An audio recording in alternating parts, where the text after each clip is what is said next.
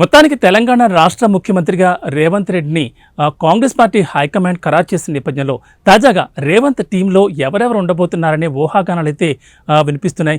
ముఖ్యంగా కొంతమంది పేర్లు అయితే బయటకు వస్తున్నాయి. వీళ్ళందరూ కూడా రేవంత్ క్యాబినెట్లో ఉండబోతున్నారనే పేర్లు అయితే వినిపిస్తున్నాయి.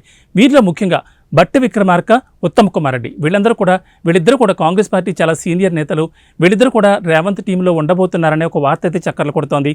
అలాగే సీతక్క, దామోదర్ రాజనరసింహ, శ్రీధర్ బాబు, తుమ్మల నాగేశ్వరరావు, కోమటిరెడ్డి వెంకటరెడ్డి, సుదర్శన్ రెడ్డి, జూపల్లి కృష్ణారావు, కొండా సురేఖ, పొంగులేటి శ్రీనివాస్ వీళ్ళందరూ కూడా రేవంత్ క్యాబినెట్లో ఉండబోతున్నారని కూడా తెలుస్తోంది. ఇక మరికొంతమంది చూస్తే వివేక్ వెంకటస్వామి, మర్లెడ్డి రంగారెడ్డి, పొన్నం ప్రభాకర్ గౌడ్, మదన్ మోహన్, కోదండ రామరెడ్డి, అద్దంకి దయాకర్, మహమ్మద్ అలీ పేర్లు ప్రధానంగా వినిపిస్తున్నాయి.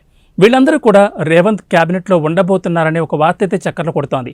మరి వీళ్ళందరినీ రేవంత్ క్యాబినెట్లో అవకాశం దక్కుతుందా వీళ్ళకి లేదా అన్నది ఇంకా స్పష్టత రావాల్సింది. ఈ సాయంత్రానికి రేవంత్ రెడ్డి టీం ఎవరనేది కొంత స్పష్టత వచ్చే అవకాశం అయితే కనిపిస్తోంది.